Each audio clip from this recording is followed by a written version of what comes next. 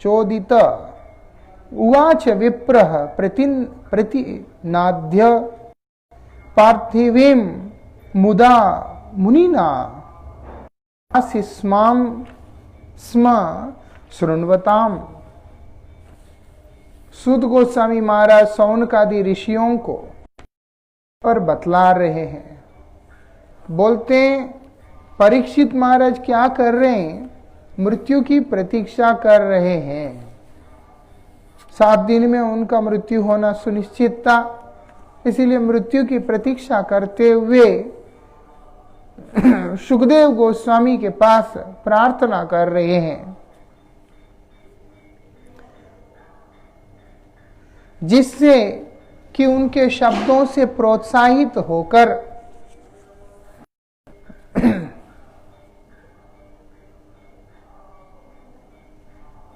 कि वो इस वृत्तांत को श्रवण कर सकेंगे।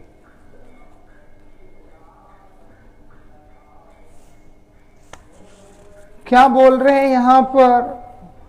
अब शुरू किया सुखदेव गोस्वामी ने, क्योंकि परीक्षित ने उनसे प्रार्थना किया कि कोई भी चीज ये विशेषता है, एक विषय वस्तु को बतला रहे हैं, जब उसको सुनने के लिए अपनी इच्छा को व्यक्त किया जा रहा है, मुझे इसको सुनने का इच्छा है, आप थोड़ा सा विस्तार करने का कृपा करें, तो उस समय सुखदेव गोस्वामी उसको और विस्तार करके बतला रहे हैं। इसलिए जब ये बात यहां पर आया, किस प्रकार से हरिमेधा के पुत्र भगवान श्री हरि गजेंद्र का उद्धार किया, ये बात सुना, बोले हाथी का उद्धार किया, वो भी ग्राह के मुख से, मुझे इसका विस्तार रूप से जानना है। तब वो बतला रहे हैं। श्रीमद् भागवतम 8 स्कंद 2 अध्याय। क्या बोल रहे हैं सुखदेव गोस्वामी? श्री शुक उवाच आसीद गिरिवरो राजाम स्त्रिकूट इति विश्रुत क्षीरो। नहीं समझ में आता है, वो समझ में आएगा, इस प्रकार से ही आएगा। और बोलते हैं जो इस प्रकार से दुग्ध से जब पर्वत के जो तलहटी का प्रक्षालन हो रहा है, उसमें से क्या हो रहा है? बोलते मरकत मणि प्रकट हो रहे हैं वहां से।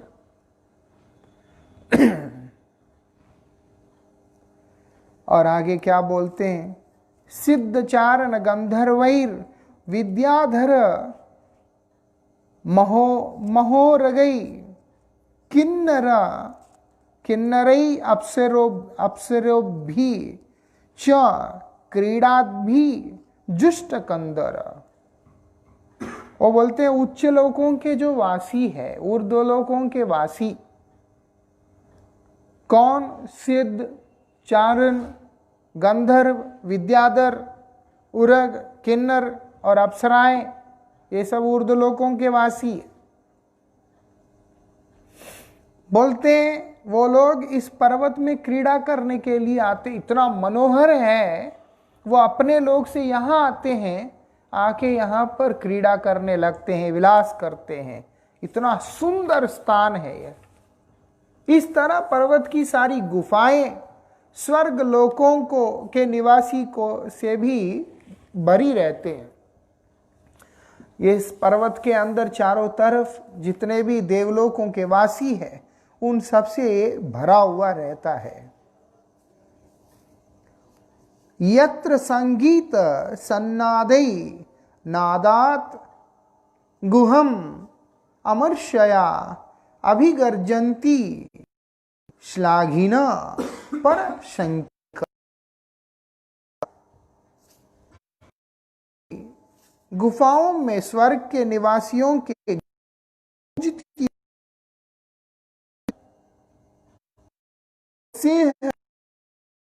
गर्व है, असह्य ईर्ष्या के कारण कर गर्जन करते हैं, वहां पर कोई अन्य सिंह वैसे ही दहाड़ रहा है। जब वो लोग वहां गंधर्व वगैरह गा रहे हैं, आनंद ले रहे हैं, यहां पर फिर सिंह जो है आवाज वहां से उत्पन्न हो रहा है।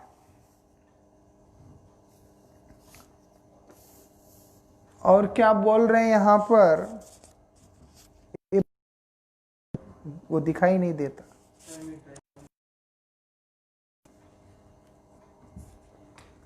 आगे क्या बोलते हैं, नानारण्य पशुव्रात शंख लद्रोणा लंकत चित्तमसुराध्यान कलाकंठ अंगम कलकंठ विहंगम। त्रिकूट पर्वत के नीचे की घाटियां अनेक प्रकार की है, और देवताओं के उद्यानों में जो वृक्ष है उन पर नाना प्रकार के पक्षी सुरीली तान से चहक रहते हैं। क्या बोल रहे हैं, सरित सरोभी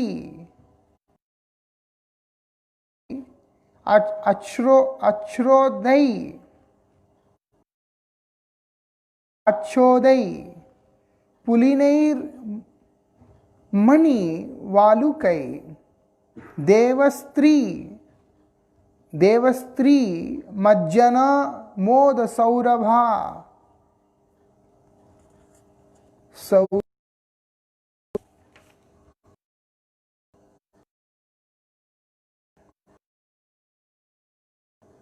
सौरभा अंबु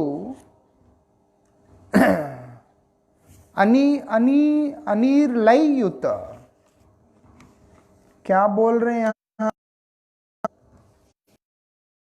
पर्वत में एक नदियां तथा झील है। इतना बड़ा पर्वत, ऊंचाई है और 10,000 योजन उसकी लंबाई चौड़ाई है। इसीलिए वहां पर बहुत कुछ है। गिरिराज जी में भी तो ऐसे ही है। गिरिराज जी में इसीलिए बोला प्रमद मदन लीला कंदरे कंदरे ते करके, जो रघुनाथ दास गोस्वामी जी स्तुति, इतना गोवर्धन के तो पुलस्त ऋषि के मन में आ गया था कि इनको मैं वाराणसी लेके जाऊंगा, काशी लेके जाऊंगा। इच्छा की कि वो गिरिराज ले जाने का, लेकिन हो नहीं पाया। क्यों? क्योंकि इतना अद्भुत गोवर्धन देखा उन्होंने, इतना अद्भुत देखा, उनका मन आ गया था। रघुनाथ दास गोस्वामी गोवर्धन जी की महिमा जब कीर्तन करते हैं, उसमें भी उन्होंने इस बात को बताया। और भागवत जी में भी तो आता ही है, गर्ग संहिता में भी आता है, ब्रह्मवैवर्त पुराण में भी आता है, किस प्रकार से कि गोवर्धन जी का स्वरूप है, किस प्रकार से उसके अंदर गुफाएं हैं, नदियां हैं। क्योंकि इतने सारे गोवंश को दूध पानी पीने के लिए छोटे छोटे तालाब होने से, कुंड होने से चलता नहीं है। एक तरह से बहुत बड़े बड़े वहां पर झरने भी थे, सब कुछ था गोवर्धन जी के अंदर। इसी प्रकार त्रिकूट पर्वत में भी अनेक प्रकार की नदियां हैं, और उसके बाद झील भी है।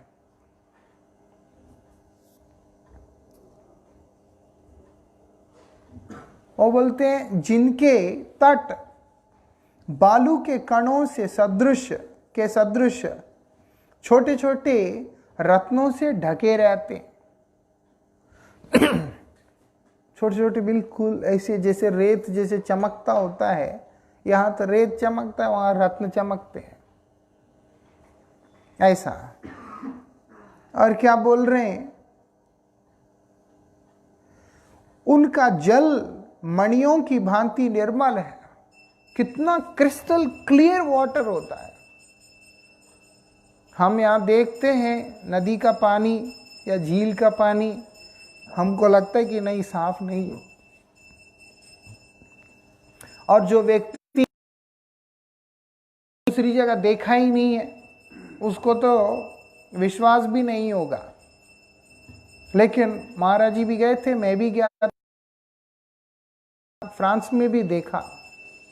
आपको ऐसा लगता है कि जमीन दिखाई दे रहा है, पानी में आप देख रहे हो, ऐसा लगता है कि यही तो जमीन है, लेकिन वो कम से कम 10 फीट से नीचे है। कि यही कि इतना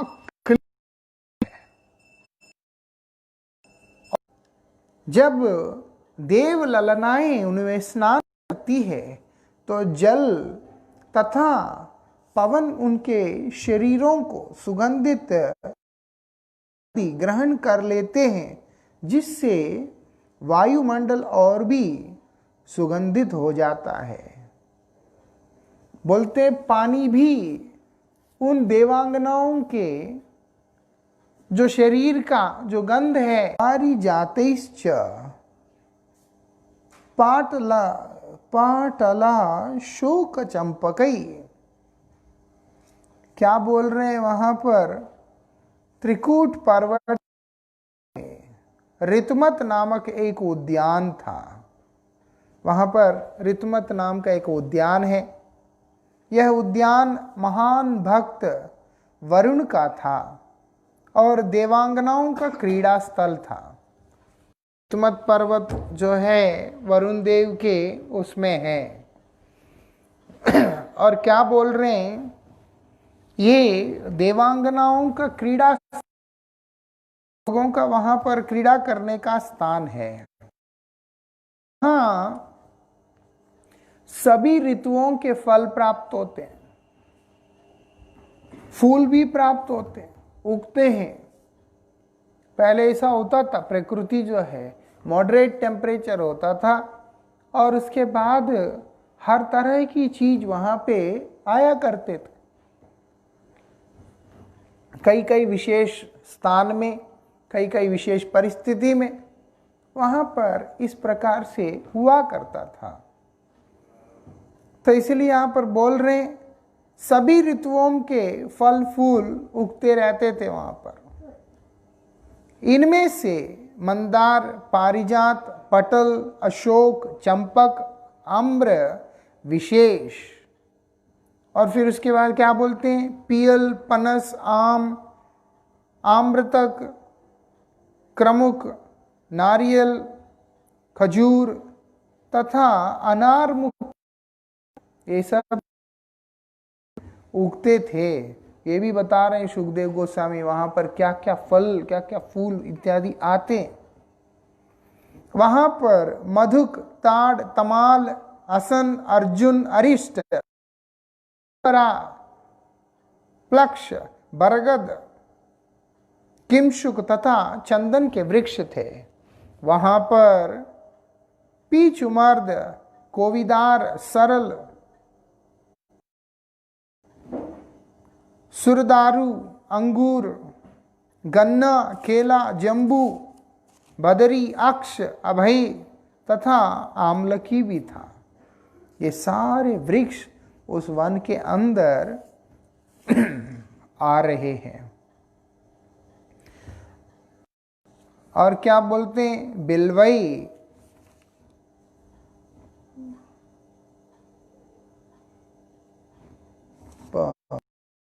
बिल्वई, कपित्यई, जाम्बीरई, वृत, भल्लातक आदि भी तस्मिन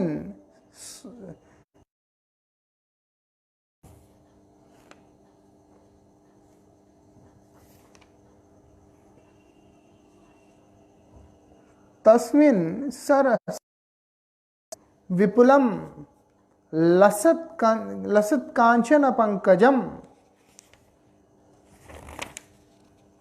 क्या बोल रहे हैं यहां पर? उस उद्यान में एक विशाल सरोवर है जो सुनहरे कमल के फूलों से तथा कुमुद, कल्हार, उत्पल एवं शतपत्र फूलों से भरा था। वहां पर एक सुंदर सरोवर भी है। कहां पर? ऋतुमत पर्वत के उद्यान में, त्रिकूट में ऋतुमत नाम का उद्यान है।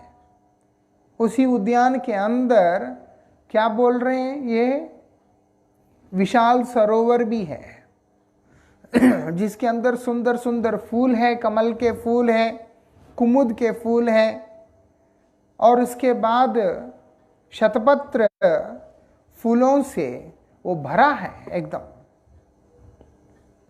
और उससे क्या हो रहा है, वो पर्वत की सुंदरता और भी वृद्धि होता जा रहा है। पर्वत और भी सुंदर दिखाई पड़ रहा है। वो दृश्य सुखदेव गोस्वामी अंदर लेकर के जा रहे हैं धीरे धीरे। वहां ये है, ये है, ये है, ये है। और क्या बोल रहे हैं यहां पर? उस उद्यान में बिल्व, कपिल, जंभीर तथा भल्ला तक वृक्ष भी थे। मदमत्त भोरे मधुपान कर रहे थे और अत्यंत मधुर ध्वनि में गान करने वाले पक्षियों की के साथ वे भी गुनगुना रहे थे। सोच लो कि ये जितने भी एक क्या होते हैं, ये जितने भी भ्रमर है, ये क्या कर रहे हैं? मधुपान कर रहे हैं। ये इतने सुंदर सुंदर पुष्प, इतने सुंदर सुंदर वहां पर हैं, उनके बीच में जाकर वहां से मधुपान कर रहे हैं। और साथ ही क्या कर रहे हैं वहां पर? पक्षियां जो गान कर रही है। एक आध कोयल कहीं कर देता है, कितना अच्छा लगता है। या तोता कोई आवाज कर देता है, कितना अच्छा लगता है सुन के, कितना आनंद आता है।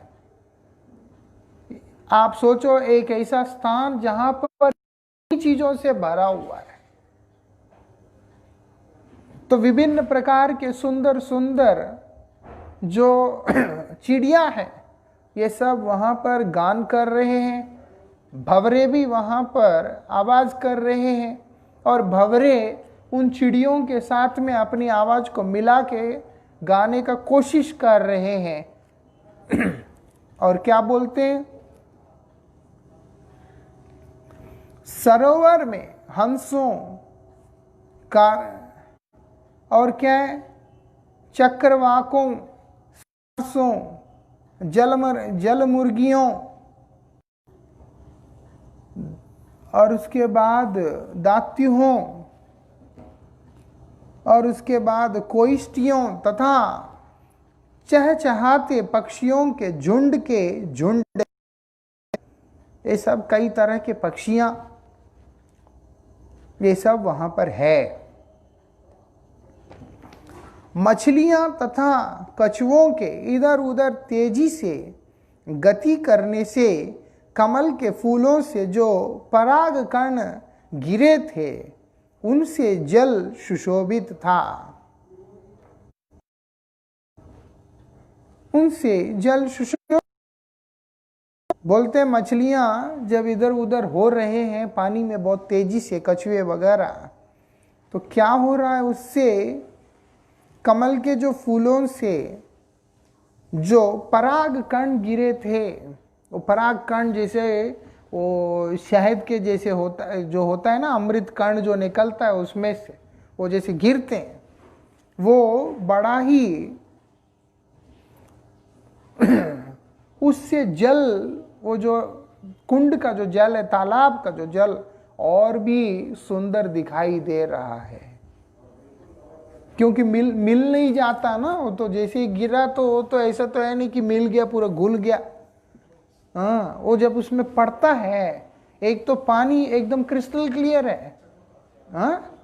हाँ, उसमें जैसे वो गिरता है तो एक अलग तरह का वो चमक आता है, उससे वो जो जल है उसकी सुंदरता और अलग तरीका से दिखाई दे रहा होता है। सरोवर के चारों ओर कदम्ब, वेतस, नल, नीप और इसके बाद वंजुलक, कुंद, कुरबक, अशोक, शिरीष, कुटज, इंगुद, कुब्जक, स्वर्ण, यूथी, नाग, पुन्नाग, जाति, मल्लिका, शतपत्र, जलाक तथा माधवी लताएं थी। हम तो इतने सारे नाम भी नहीं सुनते देखा जाए तो। क्यों ना होगा? बोलते जलजा नवलक्षाणी स्थावरा लक्षविंशति कृमया रुद्र संखिका पक्षी नाम 10 लक्षाणी 63 लक्षाणी पशु 4 लक्षाणी मानवा। ऐसे शास्त्र बता रहे 84 लाख योनियों के बारे में। इसलिए उसके अंतर्गत जितने भी स्थावर हैं उसके अंदर ये सारे पौधे, पेड़, फूल, पहाड़ इत्यादि जो कुछ भी है उनके बारे में तो उल्लेख है ही, उनके बारे में उल्लेख है ही। तो इसीलिए बोल रहे हैं यहाँ पर विभिन्न प्रकार के ये सब प्रकार के वृक्षों से ये पर्वत हर तरह से अलंकृत है, बड़ा सुंदर सजा हुआ है, जो सभी ऋतुओं में फल तथा फूल देने वाले हैं। इस तरह पूरा पर्वत भव्य रूप से सजा हुआ था।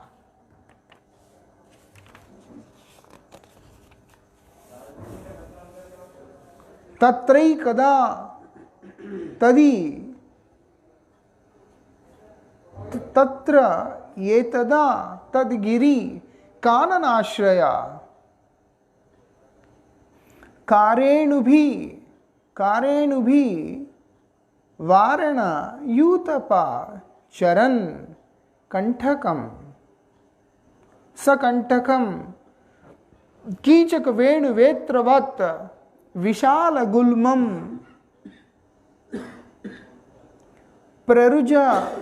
प्ररुजन वन प्रतीना। पर इस समय क्या होता है, एक बार हाथियों का प्रमुख जो त्रिकूट पर्वत के जंगल में रह रहा था, उसी त्रिकूट पर्वत के जंगल में रह रहा था वो। इतनी सुविधा है, इतना आराम है, हाथी को और क्या चाहिए? तरह तरह के पेड़ है वहाँ, गन्ने हैं, सब कुछ है, इतना स्वच्छ जल है पीने के लिए। वो तो सब कुछ होने के कारण वहाँ आराम से रह रहा है। अब क्या किया, बहुत दिन वहाँ रहने के बाद वो अपने हाथनियों के साथ में क्या कर रहा है, सरोवर की ओर घूमने निकला। ऐसे बहुत महीना रहने के बाद जैसे बंदा घूमता है, वो अपने लिए अनर्थ ही दावत देता है। लेकिन भावावेश में आके कई बार बह जाता है और उसके बाद कोई विकल्प दिखता नहीं, समस्या होने पे और कई बार मोहग्रस्त होने से समस्या भी दिखता नहीं। ये भी एक विशेषता है जो हो। अब ये त्रिकूट पर्वत के अंदर वहां पर रह रहा है और एक कौन है, प्रमुख है, सबसे बड़ा है। और वो एक हाथनी नहीं है, उसकी बहुत सारी हाथनियां, वो सब उसके पत्नियां हैं और उनसे ही उत्पन्न बहुत सारे संतान भी हैं। ये सब क्या कर रहे हैं, वहां रह रहे बड़े आराम से। एक दिन इच्छा किया चलो सरोवर की तरफ चलते हैं, वो निकल पड़ा।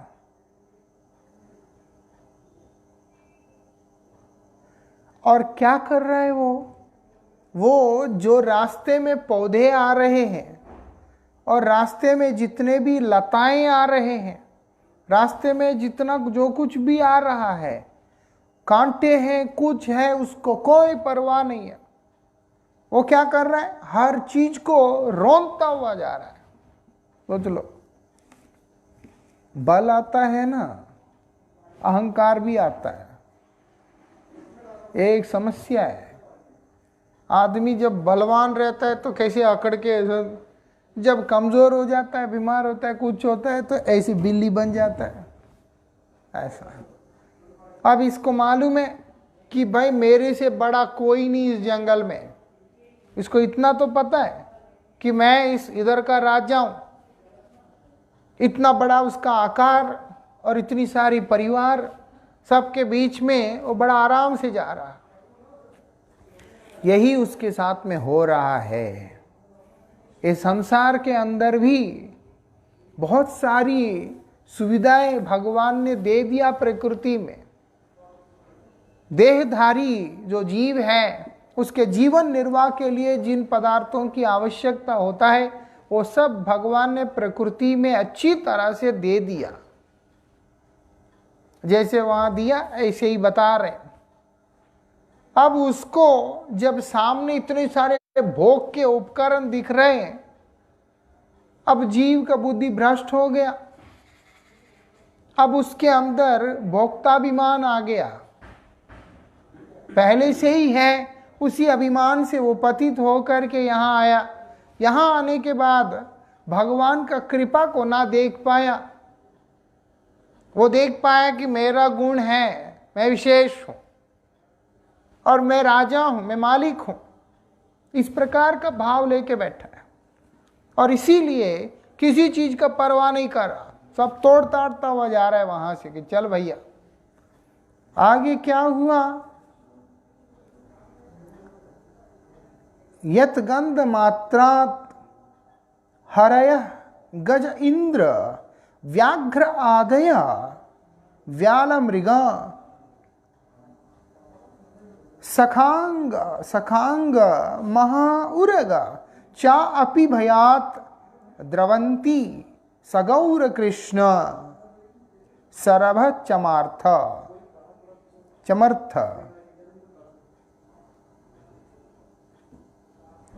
उस हाथी की सुगंध पाकर ही सारे अन्य हाथी, बाघ तथा अन्य हिंस्र पशु जैसे सिंह, गेंडे, सर्प एवं सफेद काले सरभ भय से भाग गए। यहाँ तक कि वहाँ पर जो चमरी हिरन, वो भी भाग निकला। कहने का मतलब क्या है? वो जितने भी बड़े बड़े जानवर, सिंह भी अगर भाग जाए तो हिरन क्या चीज है? वहां क्या हो रहा है? बड़े हिंसुक पशु हैं, वो सब क्या कर रहे हैं? वो वहां से भाग गए हैं। इसको तो अभी पास में आया भी नहीं, इसका घ्राण प्राप्त करने से सोचो कितना डर है उनका। सिर्फ उसका मैं कहा गया कि ये यहां पे है, उसी से वो क्या कर रहे हैं भैया? भाग रहे हैं। वो तो भाग निकल रहे, सारे इसके सब के सब भाग रहे हैं वहां पर। कोई उसके नजदीक भी आना नहीं चाहता। बोलते वृकावराह महिषक्षर गोपुच्छ शालवृक मर्कटा च अन्यत्र क्षुद्र हरिणा शश्वादय चरन्ति अभीत यत अनुग्रहेण। क्या बोल रहे हैं? इस हाथी की कृपा से लोमड़ी, भेड़िया, भैंसे, भालू, सुअर, ये जितने भी हैं, बंदर, खरहे, हिरन और छोटे पशु जो है जंगल में स्वतंत्र विचरण कर रहे हैं। उनको डर नहीं है, वो भयभीत नहीं हो रहे। जो जंगली जानवर है जो हिंसुक जानवर है वो डर रहे हैं। मतलब जो आक्रामक जानवर होते हैं उनको डर होता है, जहां पर प्रतिद्वंद्वी है वहां पर डर होता है। अब ये भैंस क्या करेगा उसके आगे? ऐसा सुना पूज्यपाद भारती गोसाई महाराज जी से, गन्ना खा रहा है और छोटे छोटे जो सांड होते हैं पूरी के अंदर, वो जाकर के उसके सूंड से छीन के वो खाने के लिए व्यस्त है, लेकिन हाथी उसको मार नहीं रहा। हाथी नहीं मार रहा उसको। क्यों मारेगा? उसके सामने क्या है? डर किसको होता है? हिंसुक जानवरों को, जो प्रतिद्वंद्वी है, आक्रमण कर सकता है। वो लोगों का नजर होता है कि ये जो है ये मुझे पराजित कर देगा, ये मुझको निश्चित रूप से हरा देगा। ये डर उनके अंदर रहता है। तो साधारण जानवर है उनके अंदर नहीं रहता। जब व्यक्ति को मालूम है कि मैं कमजोर हूं, जब उसको मालूम है मैं तो कमजोर हूं, तो उसको किस चीज का डर? और इसीलिए जितने भी हैं ये सब छोटे छोटे जानवर, ये सब बड़े आराम से वहां घूम रहे हैं। घूमते घूमते जो मिल रहा है थोड़ा बहुत खा रहे हैं, घूम रहे हैं, खेल रहे हैं। बात यह है जितने भी वहां के पशु हैं वो सब इसी हाथी के नियंत्रण में हैं। फिर भी यद्यपि वे भय रहित होकर विचरण कर रहे थे, किंतु सम्मान के कारण वे उसके समक्ष खड़े नहीं रहते थे। वो लोगों को क्या हो रहा है? वो लोग बिना डरे भय रहित होकर आराम से घूम रहे वहां पर, लेकिन सम्मान भी इतना है इसीलिए वो उनके सामने नहीं आ रहे हैं, साइड साइड में दूर दूर में घूम रहे हैं। सधर्म तप्त करिभी करेणुभिर्वृतो करेणुभि वृतः मदच्युत करभैर अनुद्रत।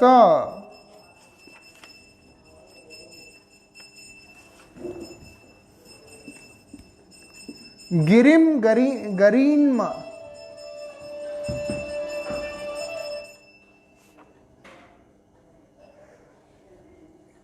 गिरिम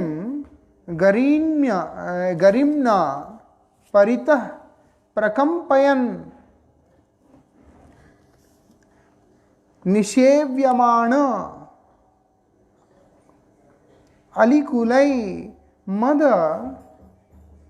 अशनैः सरः अनिलां पंकजरेणु ऋषितं जिघ्रान् विदूरात् मदविह्वलः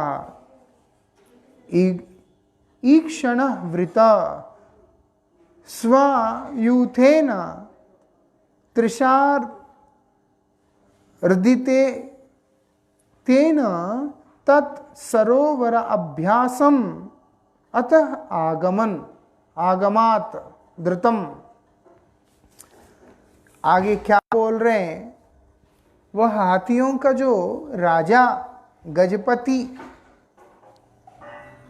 झुंड के अन्य हाथियों तथा हथनियों से घिरा था और उसके पीछे पीछे क्या कर रहा है?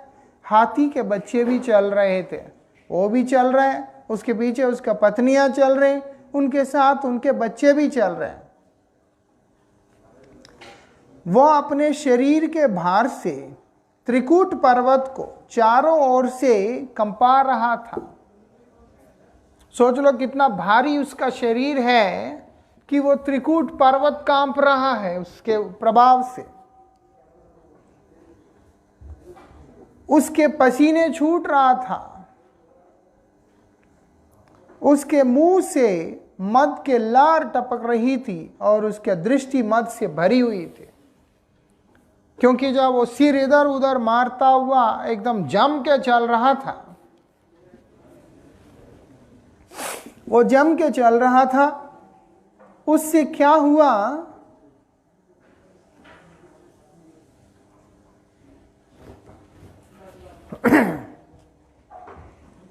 वो बोलते हैं उसके मुख से निकल रहा है, क्योंकि जो सामने आ रहा है उसको सूंड मारता मारता जा रहा है, तोड़ता जा रहा है, मद में चूर हो गया, इसीलिए अब उसके अंदर वो एक तरह का लार भी बन के वो झाग बन के निकल रहा है।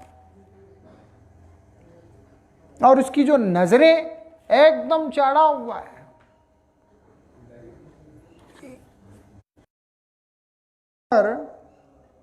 मधु पी पी कर भौरे उनकी सेवा कर रहे थे और वहां दूर से ही उन कमल फूलों के रजकणों की सुगंध का अनुभव कर रहा था, जो मंद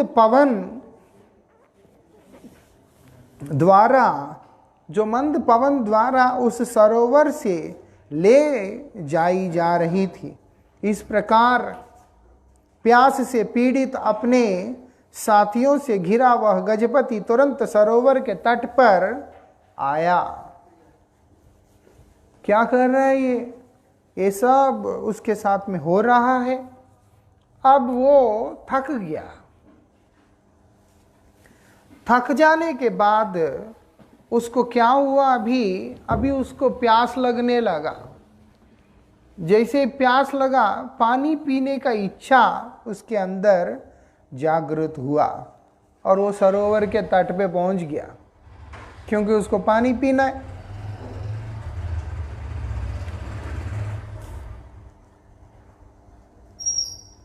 और क्या बोलते हैं, विगाह्य तस्मिन् अमृतांबु निर्मलम हेम अरविंद उत्पल रेणु ऋषि पापो निकामम निजपुष्करो दधृत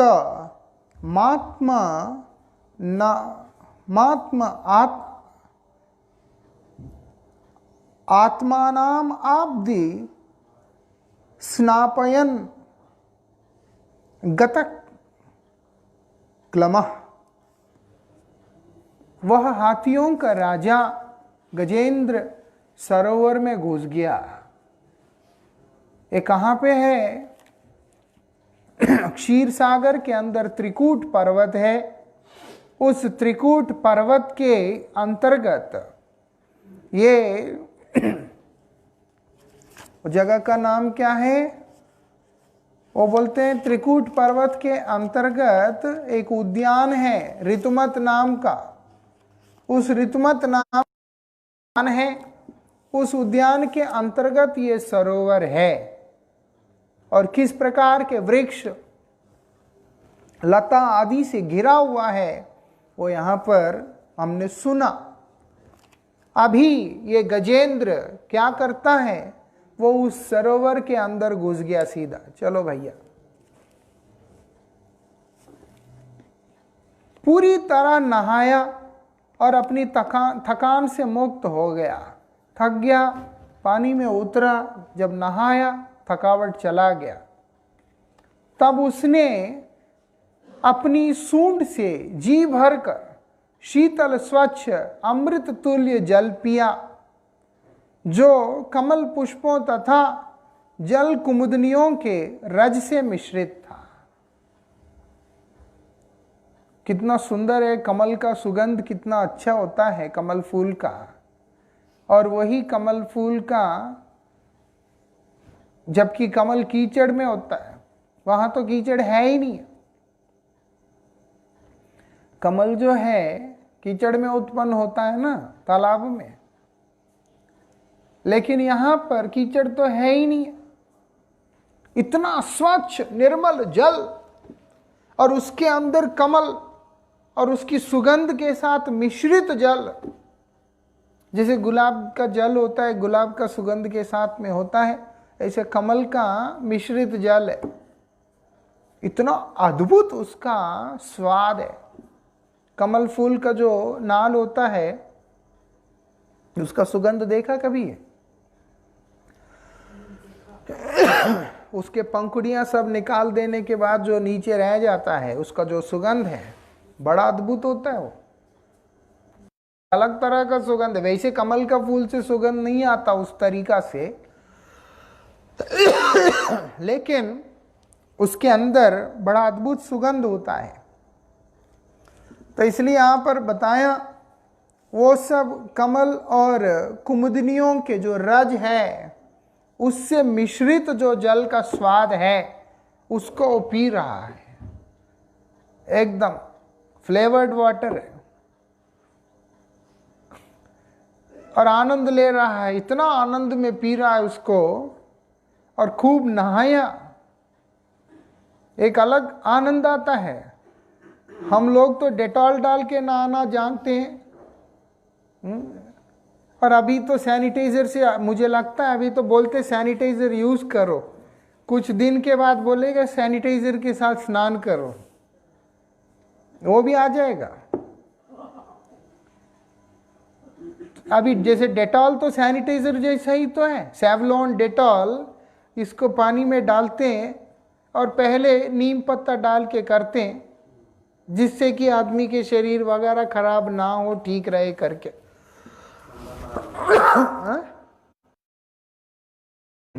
ये डेटॉल वगैरह इन चीजों से पहले तो नीम वगैरह से करते थे।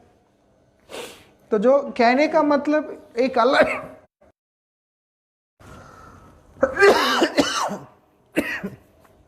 अलग अलग वस्तु का प्रयोग अलग अलग प्रकार का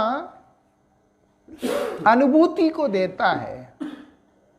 इसलिए जब रोज वाटर से स्नान करते हैं लोग, या नहीं है तो कई बार पाँव धोते हैं या हाथ धोते हैं, कुछ करते हैं, एक अलग फीलिंग आता है। यहाँ पर कमल का और कुमुदनियों का जो रस से मिश्रित वो जो जल है उसको पीने के बाद उसको ऐसा लगा अमृत पी लिया उसने। एक तो थका हुआ था, तृष्णातुरानाम नपात्र शुद्ध, जिसको प्यास है, पिपासा है, वो पात्र का विचार नहीं करता, कौन सा बर्तन में पी रहा हूं, किसके बर्तन में पी रहा हूं, ये सब विचार तब नहीं होते क्योंकि प्यास लग रहा है, मर जाएगा वो, तो इतना तड़पन है। वो किसी का भी हो, पहले पानी दो, ऐसा होता है। श्री चैतन्य महाप्रभु ने लीला करके दिखाया। महाप्रभु का तो यहाँ लागू नहीं होता, लेकिन समझने के लिए मुरारी गुप्त के यहाँ पर महाप्रभु भाग के आते हैं और टूटा हुआ गड़वी में से पानी उठा के पी लेते हैं। वो बोलते हैं तो बर्तन टूट गया। महाप्रभु बोलते तुमने तो दिया नहीं, क्या करेगा, हमको तो प्यास लग रहा है, इतना ज्यादा घी के साथ में तुमने मुझे भोजन करा दिया लेकिन पानी तो दिया नहीं, इसीलिए मुझको पीना पड़ा। वहां पर महाप्रभु ने दिखाया कि मुझे कितना प्यास लग रहा है। फिर उसके बाद कोई विचार नहीं, ऐसा वो तो भगवान ने कृपा करते हुए शिक्षा दे रहे, बता रहे। लेकिन इस संसार में ऐसा होता है।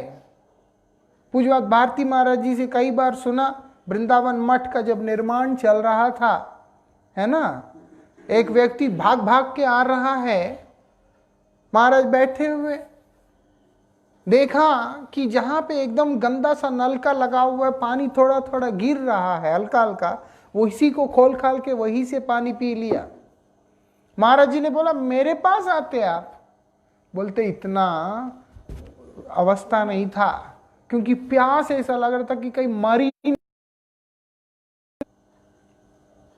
वो गंदा पानी है, अच्छा पानी है, साफ पानी है, मिनरल वाटर है, क्या है, कोई नहीं सोचता ऐसा। और आप सोच लो ऐसे थका हुआ व्यक्ति को इतना सुंदर सुशीतल जल प्राप्त हो, इतना मधुर, जल के अंदर रस होता है,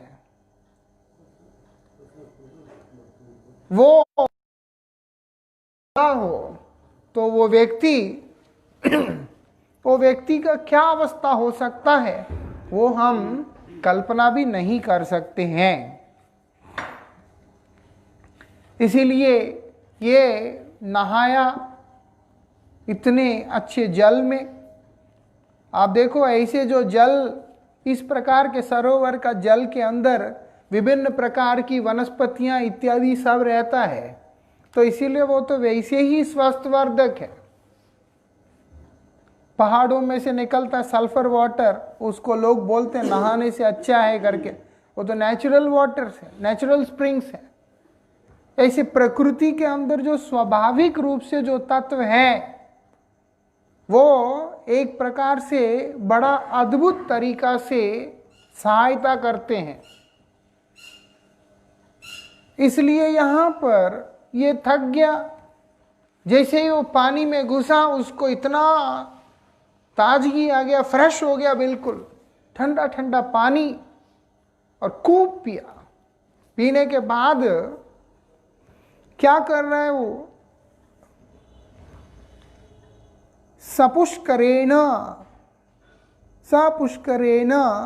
उद्धृत शीकरो अम्बुभि निपाययान संस्थापयन यथा गृणी करे रभानुच दुर्मद न आचष्ट कृच्छुम कृपना अजामायया आध्यात्मिक विहीन एवं अपने परिवार वालों के प्रति अत्यधिक आसक्त मनुष्य की भांति उसके प्रकार उस हाथी ने श्री कृष्ण की बहिरंग शक्ति माया द्वारा मोहित होकर अपनी पत्नी तथा बच्चों को स्नान कराया और पानी पिलाया। ऐसा परिवार का ख्याल रखना गलत नहीं होता, वो अच्छा होता है और करना भी चाहिए। हर व्यक्ति को कर्तव्य से भागना नहीं चाहिए। वो परिवार है, उसका ध्यान रखना उसका धर्म है और उसका वो पालन करना चाहिए। लेकिन आसक्त होकर आध्यात्मिक ज्ञान से रहित हो जाना वो ठीक नहीं होता। स्वार्थ को देखने का मतलब ये नहीं है कि व्यक्ति परमार्थ को ही छोड़ दे। जब व्यक्ति परमार्थ का त्याग करेगा और केवल स्वार्थ को ही उद्देश्य मान करके जीवन यापन करेगा, तो वो व्यक्ति दुखदाई हो जाता है, वो अंधकार में चला जाता है। तो इसीलिए बोलते हैं परिवार में अत्यधिक आसक्त मनुष्य की तरह ये हरकत कर रहा है। उससे क्या हो रहा है, वो बोलते भगवान की जो बहिरंगा शक्ति है उसके द्वारा मोहित हो चुका है। भगवान गीता जी में बोल रहे हैं, मम माया दुरत्य, मेरा माया दुस्तर माया है, इसको इतनी सहजता से कोई पार नहीं पा सकता है। कौन पा सकता है? मामई ये प्रपद्यन्ते, मेरे में जो प्रपन्न होगा, माया मेताम तरन्ति, केवल वही व्यक्ति माया से तर सकता है, अन्य कोई भी व्यक्ति तर नहीं सकता। ये विशेषता यहाँ हमें समझने वाला। इसीलिए यहां पर बता रहे हैं कि वो क्या कर रहा है, पत्नी बच्चों के साथ में खेल रहा है, भी पानी में जल क्रीड़ा, पानी उनके ऊपर डाल रहा है, उनका स्नान करा रहा है, उनको पानी पिला रहा है। उसने अपनी सूंड में सरोवर का पानी भरकर उन सब के ऊपर, जैसे हम लोग आरती के बाद शंख जल उठा के डालते हैं, वो सूंड से उठा करके डाल रहा है ऐसे से सबके ऊपर। उसने इस प्रयास में लगने वाले कठिन श्रम की परवाह नहीं की है। कितना थकावट होता है लेकिन आसक्ति एक ऐसी चीज है, वो कभी भी थकावट को अनुभव नहीं होने देता। आसक्ति का ये विशेषता, और खास करके जब पत्नी और बच्चे इत्यादि में आसक्ति है और उनके लिए अगर कोई कार्य को किया जाता है, तब तो बिल्कुल ही मालूम नहीं पड़ता। ये ऐसे डूबा हुआ व्यक्ति, अज्ञान में डूबा हुआ व्यक्ति क्या कर रहा है? वो उसमें डूबा हुआ वे होकर वो अपने परिवार का सेवा में ही लगा हुआ है। इसके आगे की चर्चा हम लोग कल करेंगे। अभी याम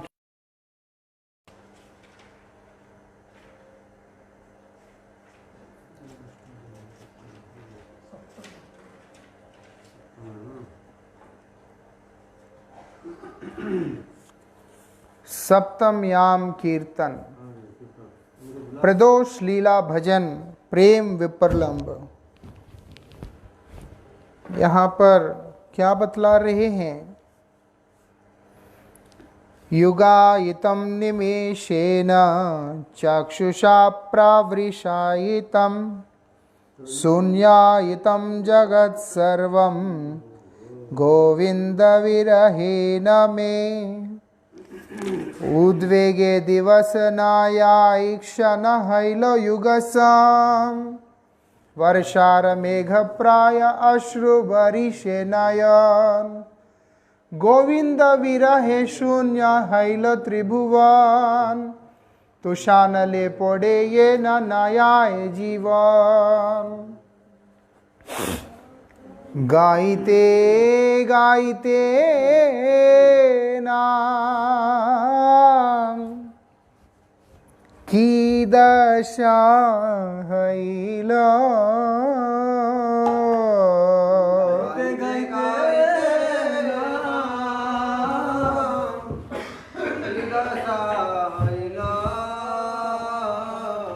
कृष्ण नित्यदास मोई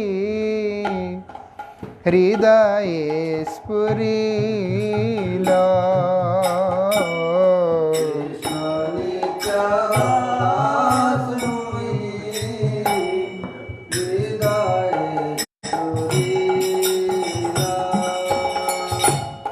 जानीलाम माया पाशे ये जड़ जगते। जानीलाम माया पाशे ये जड़ जगते। गोविंद विरहे दुख पाए नानामाते। गोविंद विरहे दुख पाए नानामाते।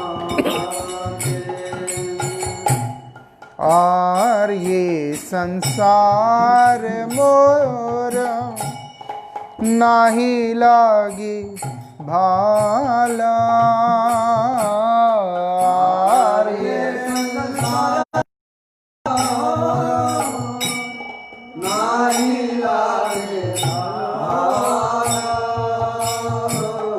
कहाँ आई कृष्ण हेरी ये चिंता विशाल। कहाँ जाए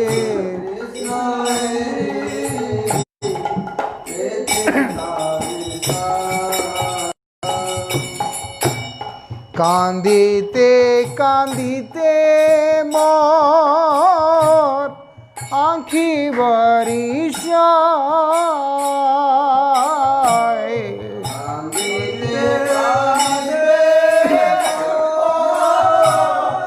आँखी बरिशाए। वर्षाधार है नो चक्षे हैला उदाए।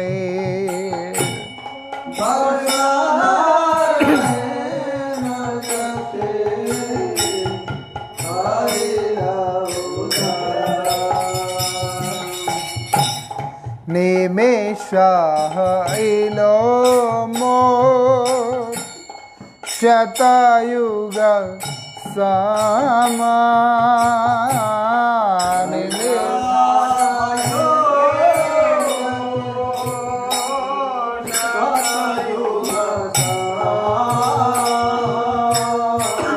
गोविंद विरायार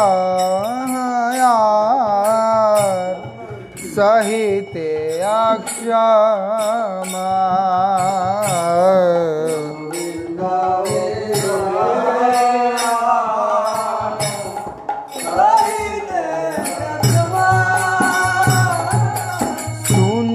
धरातल चौदी के देखिए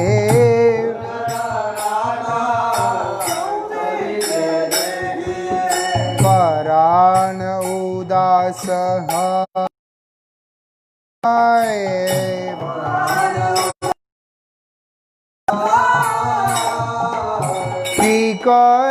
की करी स्थिर नाही हाय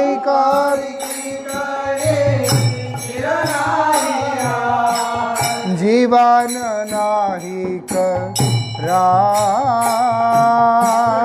जीवन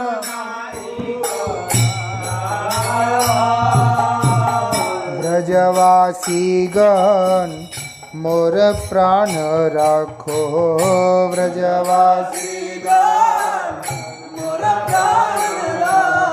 देखाओ श्री राधा नाथे देखाओ श्री राधा भक्ति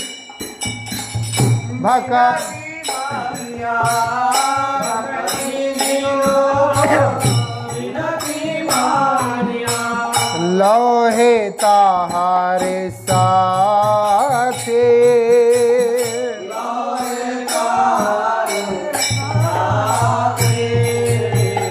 लोहे ताहारे साथे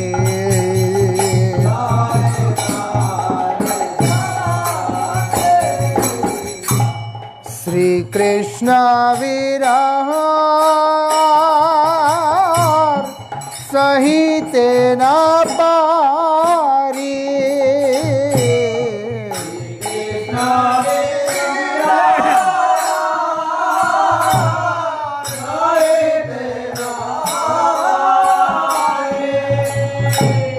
परान छाड़ीते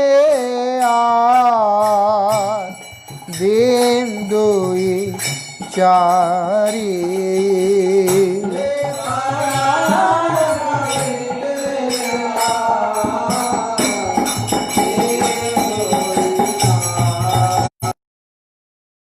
गाई नाम उपजिलो भवग्राम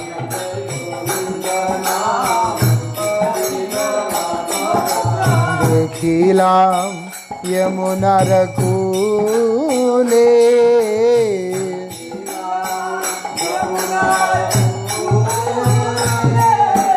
वृषभानु सुता संगे श्याम नटवर रंगे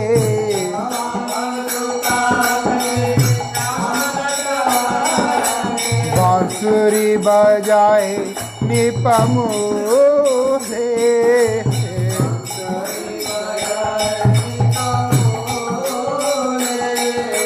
देखिया युगल धन अस्थिर इलो मन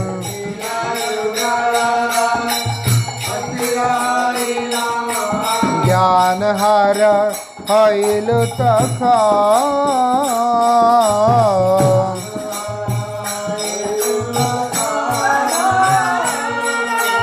ज्ञान हर हईल तक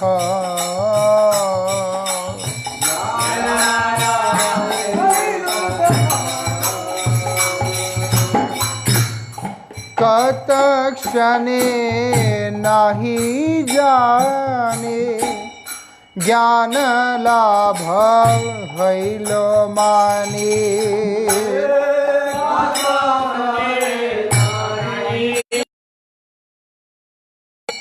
ज्ञान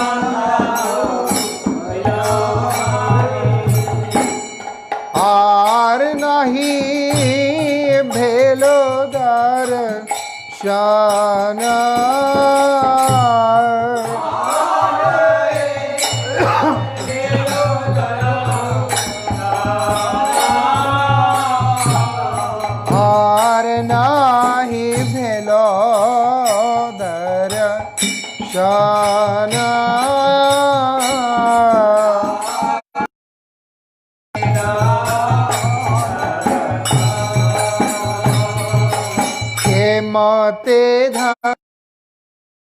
धरान सखी गो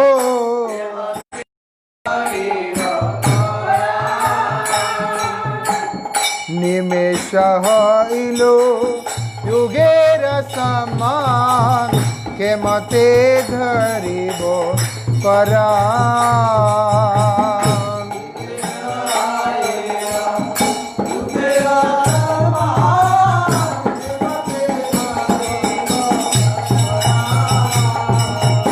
श्रवणेर धार आँखी वरिष्ठाय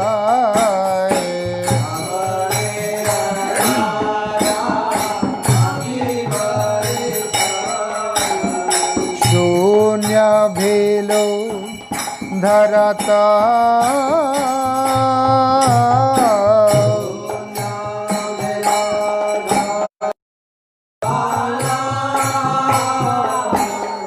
गोविंदा विराहे प्राण नाही राहे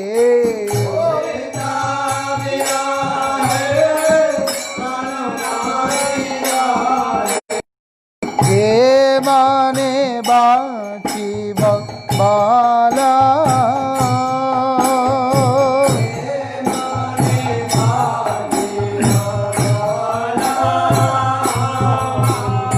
भक्ति विनोद अस्थिर हाइया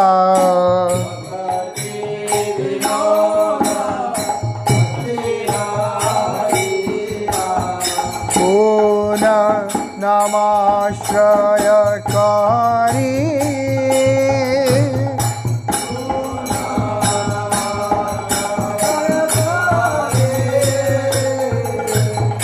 डाके राधानाथ दिया दर्शन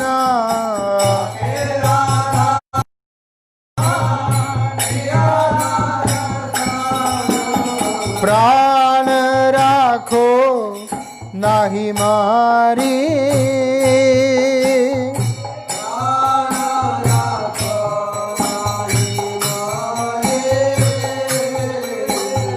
प्राण राखो नाही मारे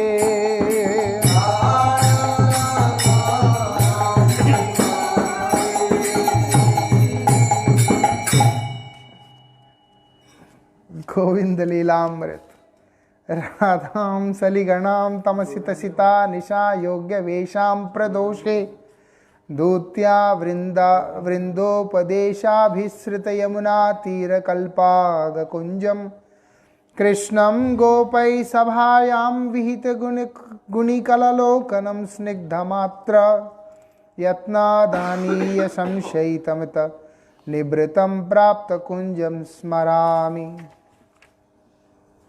राधा वृंद उपदेशे यमुना पाकुला देशे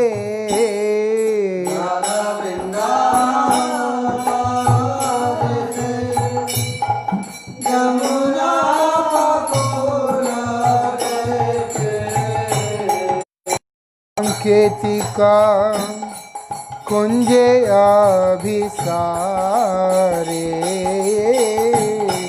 सांकेतिका कुंजे अभिसारे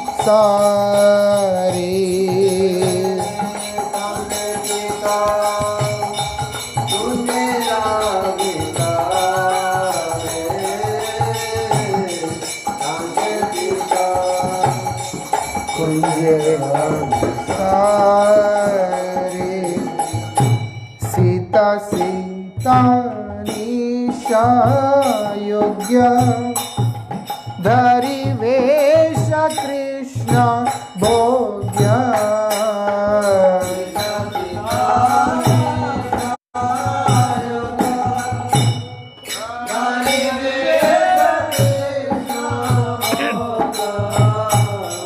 सखी संग संगे सानंद अंतरे,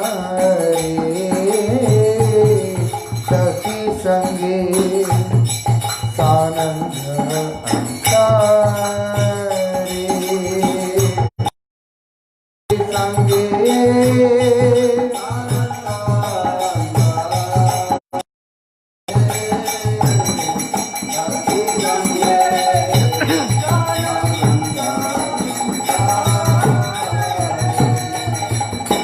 गोपाल सभा माझे नाना गुणा काला हे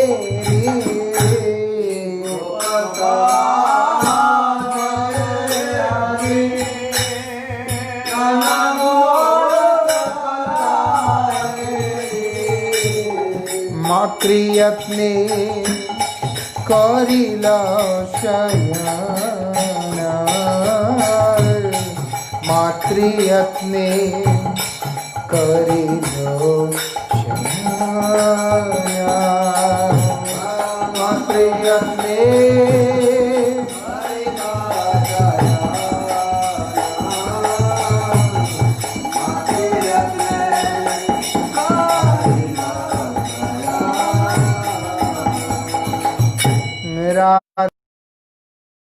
सावरिया निभृते बाहिरा हैया,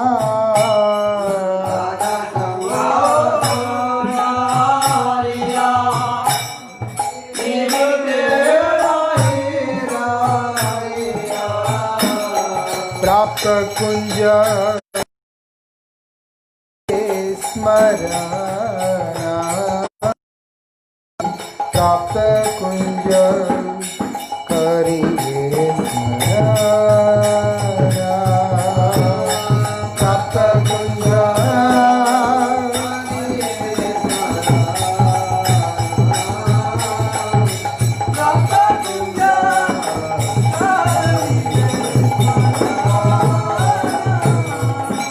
अष्टम्याम कीर्तन रात्रि लीला भजन प्रेम भजन संभो आश्लिष्यवापाद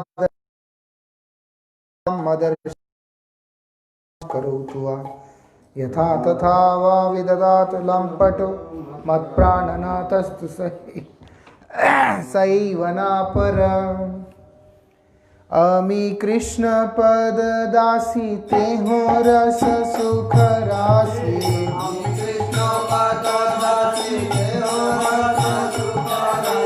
आलिंगिय करे आत्मसात,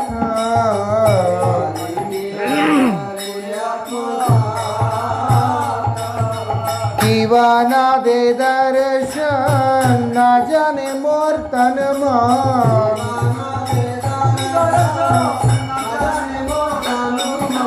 तब ते हो मोर प्राणनाथ,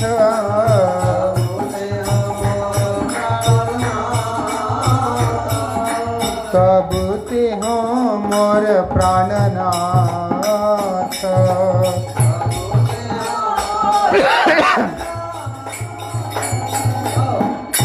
गोविंद लीलामृत तावक्तो लब्ध संगो बहुपरिचरणैर्वृन्दया रात्यमानो प्रेष्ठालि विरलसान्तो विपिन विहारणैर्गानरासादिलास्य नानालीललितान्तो प्रणयी सहचरि वृन्द संसेव्यमानो राधा कृष्णो निशायां सुकुसुमशयने प्राप्त निद्रो स्मरामि। हरे कृष्ण। चलो